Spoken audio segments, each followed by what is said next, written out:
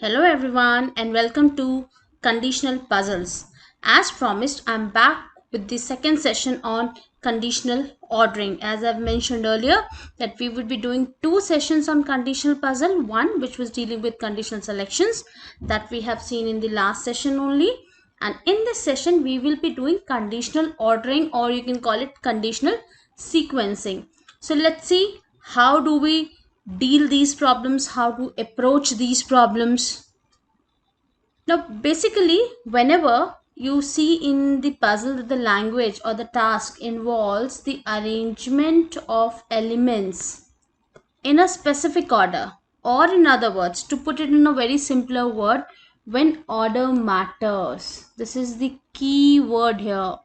When order matters, that means who comes before whom and who comes later, that is of prime importance to us, that makes a difference to us. So that is a clue, or that is where it is hinting to us that we are actually working with an ordering setup. Now what kind of question comes on ordering setup or on ordering puzzles? Few examples are here.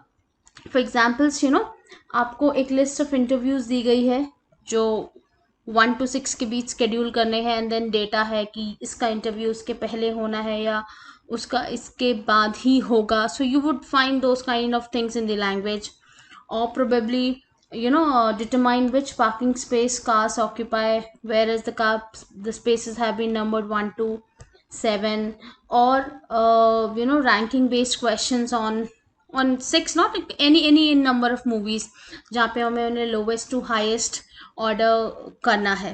सो किसी भी question की language में आप ये देखो, यदि order matter कर रहा है, so that is an ordering question. That's a question which involves certain kind of ordering setup. So few things that we need to keep in mind when we move towards this question, or few things that should be ready with us before we actually go ahead and solve these questions are, okay, what are the typical rule or typical language you would find in an ordering setup? A presents on an earlier day than B. Okay, so when I read this line, now as I've shared in the earlier session also, that in conditional questions it is advisable कि हम conditions को coded form में या symbolic form में कहीं लिख लें, so that you don't end up reading the sentence again and again, जिससे कि आपको बार बार sentence नहीं पढ़ना पड़े. ठीक है, so coded form में लिख लें.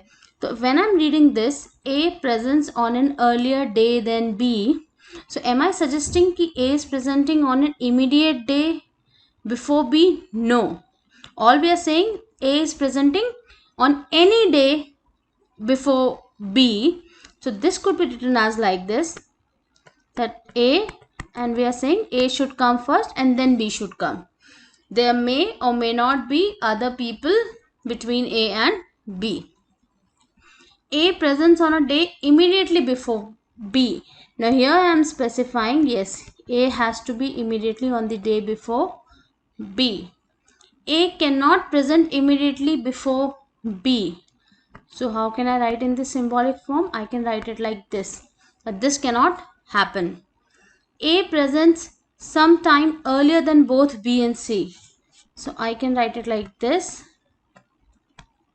that A will come before B and A will come before C, but I really don't know the order between the B and C. As in B और C में से हमें ये पता नहीं है कि इनमें से कौन सा पहले और कौन सा बाद में. हाँ, A इन दोनों के पहले है, so हम इसको इस तरह से डिनोट करेंगे. A presents on Monday. Okay, so there is a surety. A presents on Monday. We would note it like this. A presents on either Monday or Thursday. So if I'm making a schedule, Monday or Thursday, we can have like A could be on Monday or A could be on Thursday. A and B's presentations are separated by exactly 2 presentations. Now this gives us 2 possibility, like A, in between I can have 2 presentation, then B, or B 2 presentations then A. because it has not been mentioned ए और B में से कौन सा पहले है और कौन सा बाद में है. ठीक है, तो हमें बस ये पता है इन दोनों के बीच में दो प्रेजेंटेशंस हैं. Who comes first and who comes later on, that is not clear by this language. If A presents on Thursday, then B presents earlier than F. Okay, how do we denote this in symbols? That if A presents on Thursday, this will lead to B will present earlier than F. So B would come before F. So this is how, when we are reading the conditions given in an ordering problem, so that's how we have to write them in a symbolic format, and this greatly saves our time in going back to the question and reading those sentences again and again. We can just look at these conditions in the coded format and we know what are our limiting criteria, because these conditions gives us our limiting criteria, you know, कि हम किस limit में रह के हमको question को solve करना है, क्या हो सकता है और क्या नहीं हो सकता है, ये कंडीशंस डिफाइन करती हैं. So these gives us a limiting criteria framework, we can say that. Okay, so now let's solve some example and let's see how these codes and how an ordering setup has to be used. Okay, so we'll now take up help of some illustrations. That means we'll solve some examples together and understand it better. So here is the first problem. Every morning 5 friends M, N, O, P and Q go to the railway station and board a train that stops at 6 subsequent stations which are numbered 1 to 6. The train stops at station 1 and proceeds in numerical order to station 6. Okay, now the conditions. As and when I am reading the condition, I'll also be writing the symbolic format.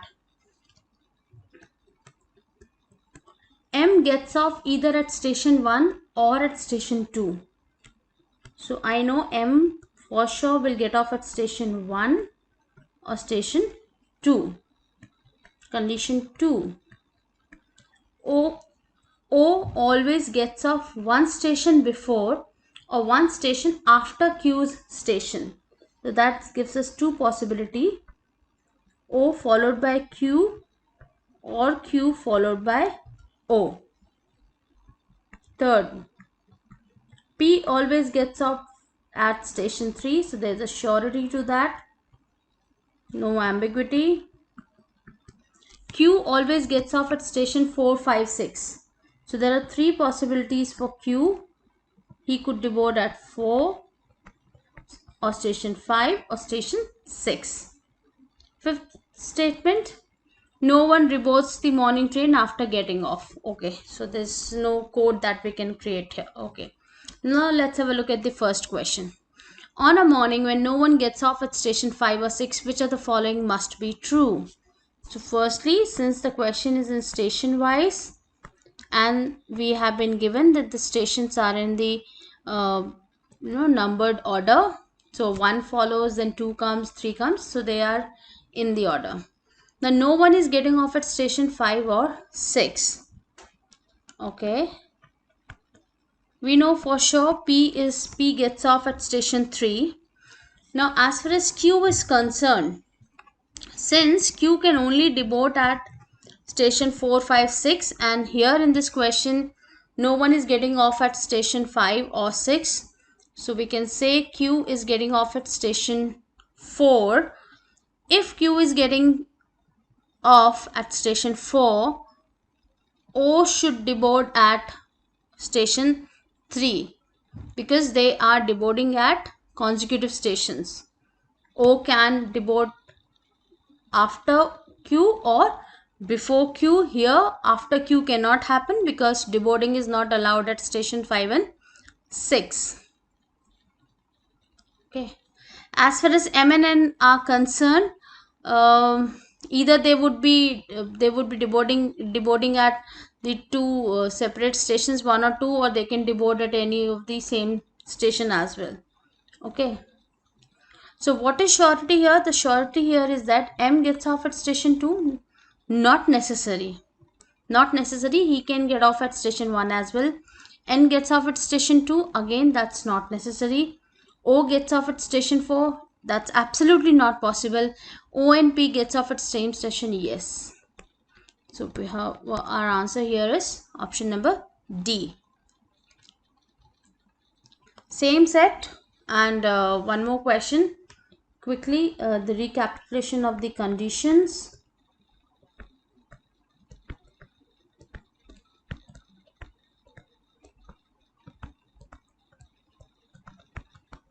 Okay. And again, let's chart our stations here.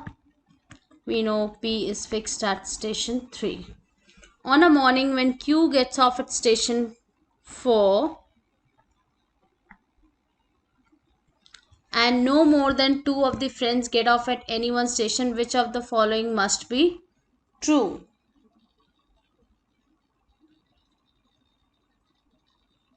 Now, we know according to the condition, O can be on station 3 or O can be on station 5, because here the condition, the question, because here the condition that was with the previous question, that no one gets off at station 5 and 6, that was only with the last question. We cannot carry forward it here. So you need to take care of that. Unless it is being mentioned that the conditions are being carried forward, you don't carry forward it to the next question. Okay. Now M and N, they could deboard at 1 or 2. If N gets off at station 2, M gets off at station 1, this is not necessary. This is not necessary. Now if N gets off at station 3, okay, if I am deboarding N at station 3, and in this question I have been given that at any station no more than 2 friends can get off. Okay, so if N deboards at station 3, that completely rules out from O getting off at station 3. That means O has to deboard at station 5 only. So here this condition would be definitely true, because P is already at station 3. If I put N also at station 3 and I know at max only 2 people can be at any station, that completely rules out from O being at station 3, and in that case O has to get off at station 5 only. So here that's why our right answer is B. In all the other options there would be multiple possibilities. Again, same set. Okay. At which among the following stations is it possible for N and O to be the only friends getting off the morning train? Okay. Once again, look at the language of the question.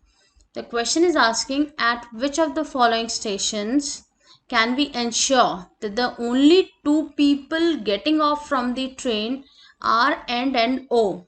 And here the options are given as combination of 3 stations, like station 3 which has been marked 1, station 4 marked which has been marked 2, and station 5 which has been marked at station 3. Now we know for sure this cannot happen at station 3 because we already have P there.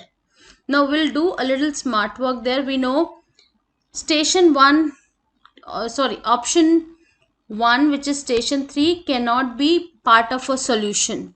So we'll cancel those options which have station 3 as their part. Now if we look at option B and C, option A and D have been ruled out, because they were talking about station 3, which is a completely no thing here. If we look at option B and C, we see 3 is common in it. Okay, 3, the statement 3 means station 5 is common here, so it is definitely there. All we have to check whether 2 is part of a solution or not.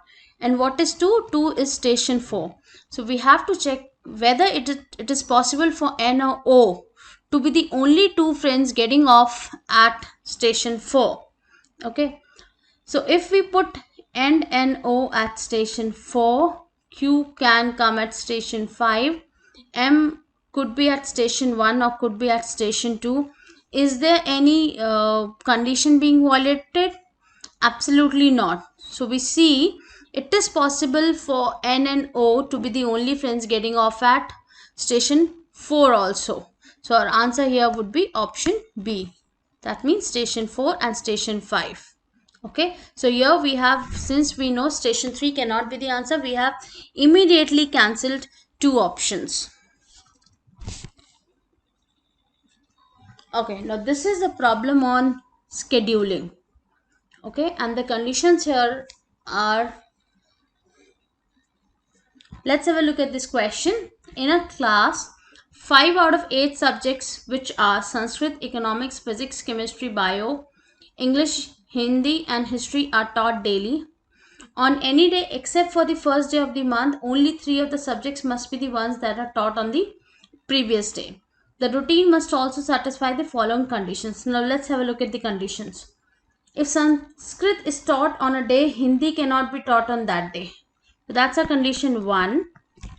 That if Sanskrit has been taught on a particular day, that is ruling out that Hindi can be taught further on that day. Condition 2.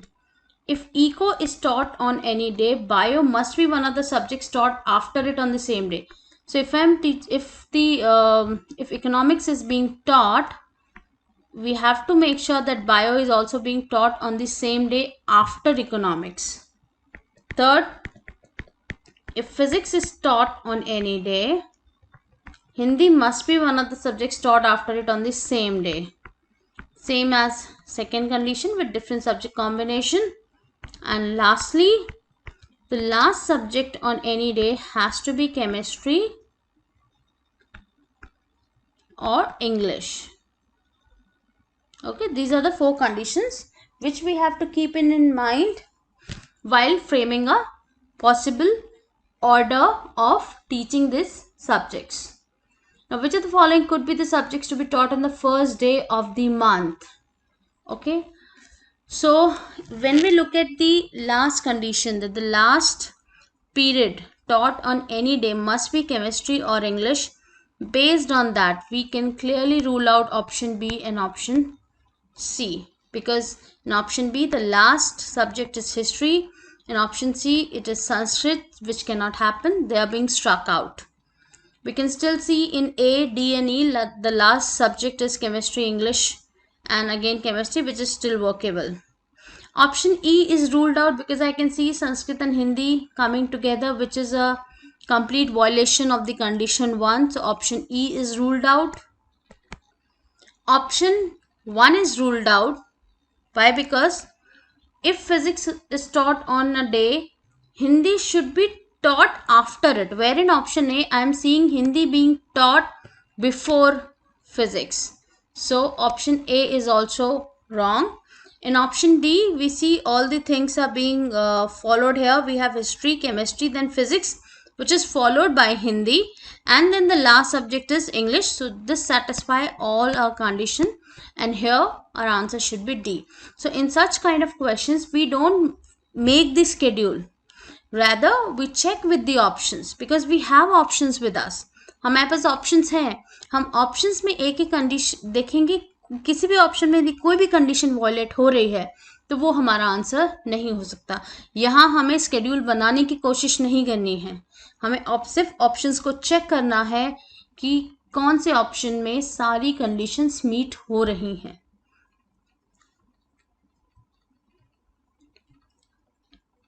Another question on the same set. Quickly, S not followed by H, eco followed by bio, physics followed by Hindi, and last one chemistry or English. Now we know the fifth subject on any day has to be chemistry or English. Here our question is that if physics is taught in the third period, so we know for sure third period is physics, which of the following cannot be taught in the second period of that day? Okay, if physics is third, physics has to be followed by Hindi. That means our fourth period is Hindi. Fifth could be chemistry or English, any one out of it. We have to see what cannot be the second period. Now, we see the first option as economics, and I guess economics is the answer. Why? Because if I'm teaching economics on any day, I need bio after economics, but in the schedule, I see there is no place left for teaching bio. There's no place for accommodating bio as a subject. So we cannot put economics as the second period in any day. I hope it is clear, and we were fortunate that the first option was our answer here. Okay, let's take one more problem. There are 7 piano students T, U, V, W, X, Y, Z are to give a recital, and the instructor is deciding the order in which they'll perform. Each student will play exactly one piece, a piano solo. And when we are deciding their order, certain conditions have to be kept in mind. The conditions here are, so you are noting down the conditions. X cannot be at the first place or the second place. W cannot play until X is played. That means W will come after X. At 7th place, we cannot have T and Y. W or Z, sorry, either Y or Z must play immediately after W plays. So after W, we will immediately have Y or Z. Here, it's not, the word immediately is not being mentioned with X and W. V must play immediately after or immediately before U plays. So we have conditions with us, and let's now start with the question. If V plays first, okay, if V is playing first and U has to come immediately after V now. Okay, so second place would be taken up by U. We know at 7th place we cannot have T and we cannot have Y. We cannot have V and U as well because they have been allotted their positions. Now 4 people have been ruled out. X and W will also not come at position 7. Why? Because X comes before W and W comes before Z. So out of 7 students, 6 have been ruled out. That leaves us with only one possibility, that Z is at the 7th place. Okay. Now of the remaining 4 places which will be occupied by X, W, T and Y. Out of these 4 students, we know about only one pair where the order is very clear to us, that X will come before W. And this can happen in multiple possibilities. But what we are sure here, we are sure of one thing here, that Z is coming at the 7th place. So Z plays 7. That is surety. There is a surety to that. First option, T plays 6th, may not happen. X plays 3rd, may not happen. X can occupy 3rd position, 4th position, 5th position also. So there is no fixed order as to about these 4 students, T, X, W and Y. They can occupy any of the places between 3, 4, 5 and 6. Only thing that we have to ensure that X has to come before W, but V and U are fixed at first and the second place, and Z is fixed at 7th place. There's no one else who can play 7th given in the context of the conditions with this question. Okay, so there is 100% definiteness to this. Rest, for all the rest options, they are a mere possibility. They may happen, can happen, but we cannot say they must happen. Okay, I hope the difference is clear to you. So thank you. Now that you have understood how to approach the conditional ordering problems, in the next session we will look at how to go about the box and the floor based puzzles. which are very frequent with Maharashtra CET. Okay, so next session we will be looking at what is the right way to approach these puzzles. Thank you. Bye bye.